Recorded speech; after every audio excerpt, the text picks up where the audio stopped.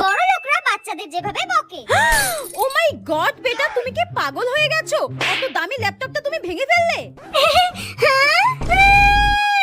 মম, তুমি আমাকে বকলে।